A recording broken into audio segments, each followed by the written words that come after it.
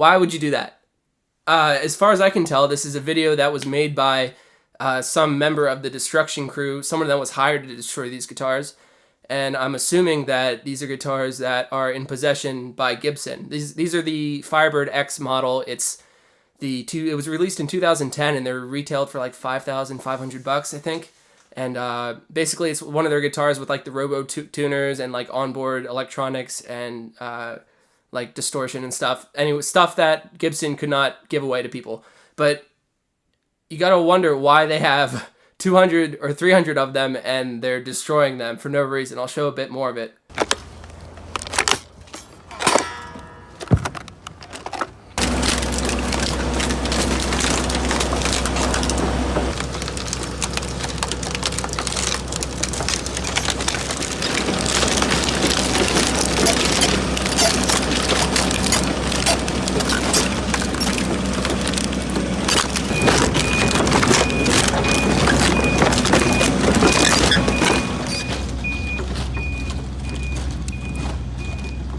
So as far as I can tell, this was part of a big insurance claim that Gibson filed. I guess they couldn't sell these guitars, actually, so they bought them back from the dealer.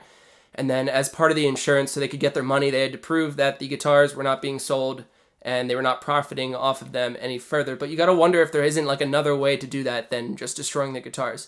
I mean, myself, I went to school for music education, and I can't help but think of my wife, who's an elementary school music teacher, who would have loved to have a classroom set of those instruments.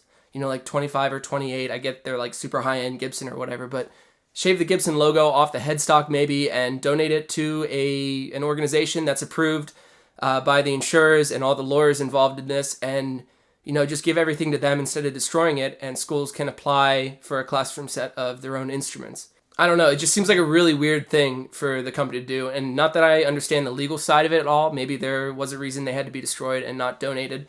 But it seems like you could achieve the same effect. You know, what the insurance company is probably looking for is that Gibson is no longer profiting off of these instruments. And in this publishing that I read, Gibson also claimed that the instruments weren't up to their standards, but if you've been following Gibson for the last 10 years, they have no standards. So I wanted to make this video for two reasons. First, to talk about what the heck Gibson was doing destroying those guitars, but also to give you an update on the SG that I've had. This is the 2018 special.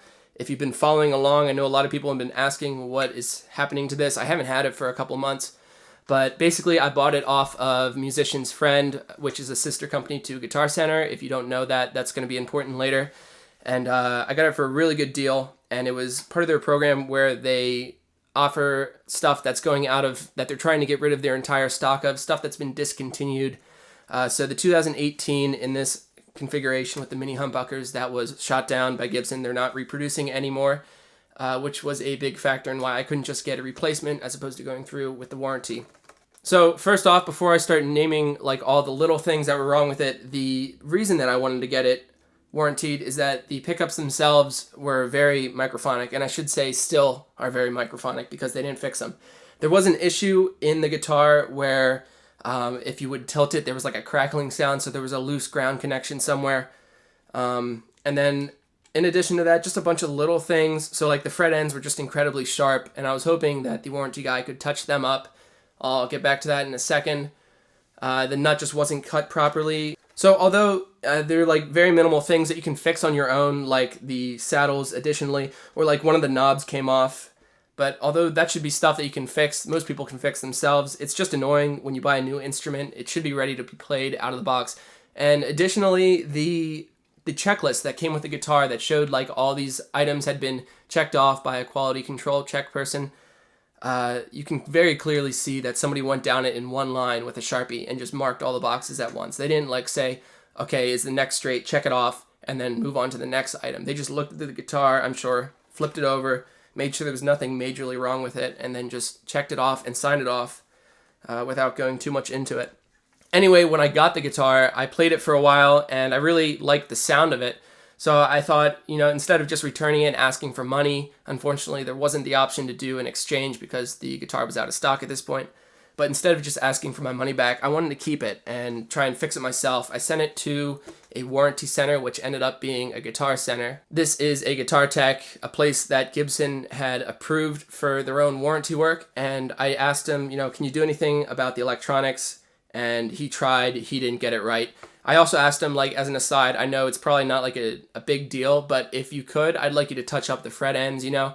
And he said, yeah, sure, I can look at that. He called me on the phone even. He said, hey, I fixed your guitar. I fixed the fret ends, and I went back in to look at it, and I'll throw some pictures up right now. But he had taken a file and just very carelessly shaved into the side of the fretboard. You'll be able to see in the pictures that all of the frets, and it's on every fret. Some were worse, some weren't as bad, but on every fret there was just 2 careless marks that he was taking the edge off the fret. So I was obviously pretty irked by that, and then when I got home and realized that the electronics still weren't fixed, I decided I have to go back. Keep in mind, this is a Guitar Center that's like an hour and a half away from me. That's the closest repair center they had for Gibson. So all this time spent on the road, I got there, I dropped the guitar off, I talked to the guy, he's like, yeah, we really messed up, we'll take care of this for you, which thank you for Guitar Center customer service for recognizing that your employee did a terrible job. So they sent it to Gibson, and Gibson fixed the electronics. They didn't do anything about the pickups though, and they didn't do anything about the frets. So Gibson had it down there in Nashville for about a month. So anyway, Gibson sends it back up to the Guitar Center without fixing the frets. That wasn't their issue, that's fine. But the guitar tech looks at it, and apparently he was pretty irked that I was complaining even. I guess I'm a young looking kid, and it's not exactly a very expensive guitar, but he was annoyed by me, clearly. So he didn't even call me on the phone this time. This was the customer service guy with that specific Guitar Center that called me and said, hey, Gibson didn't do anything about the neck, but I'm going to authorize our repairman to sand the neck down, actually plane it down, he said, and take the frets off, fix the frets, and put them back in.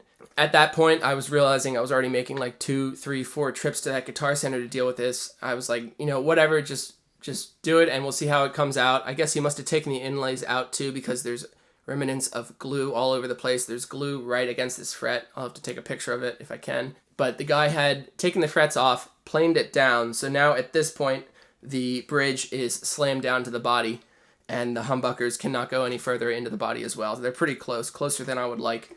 So basically the fret, we can say it's made of like 2 parts, although it's the same part. I just want to clarify that the top part is the part that you're pressing the string down onto. It's making contact with the string. And then the second part that I'm going to be talking about, the hanger piece that goes inside the neck, and it's glued in there so that the fret stays in place.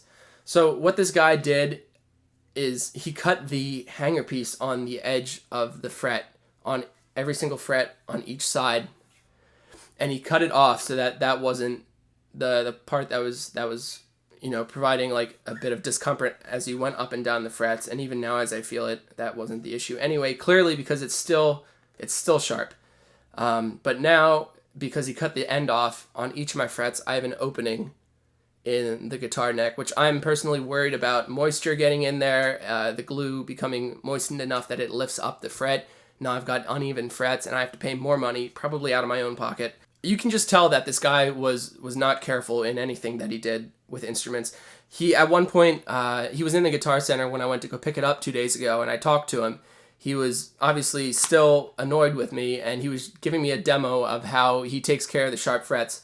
He had a guitar sitting on the bench that wasn't a store-owned instrument. It was someone else's instrument that took it there. And he showed me exactly how he took the sides of the fret off, and then he claimed that, you know, it leaves a little bit of a mark in the fretboard. It, as you see from the pictures, that's not a little mark. He dug into the fretboard. He's just incredibly careless. He left glue all over the neck. There's even, like, I can see, the more I look at it, there's little dents around my instrument. Like, right here I can tell. Like, right here on the upper bout, you can tell that there's marks from the tool he was using when he was fixing these upper frets, that he scraped into the actual body of the guitar. Anyway, the longer I stayed there and the longer I talked to this guy, I just realized that the more work he does in this instrument is just going to damage it worse. So I just took the guitar home with me, and I'm probably going to sell it myself, of course, listing all the issues that there are with it up front so the buyer can be aware of what they're getting into. Hopefully I can get most of my money back on it, because I did pay a good price for it. But that's my story with Gibson. And as you've seen with the video earlier, that's the current state of Gibson. I'm sure we'll see like a press release from them in a day or two, because this video seems to be blowing up. But anyway, if you enjoyed the video, as always, hit the like button. It helps me out a little bit. Subscribe if you haven't yet, and I'll see you next time.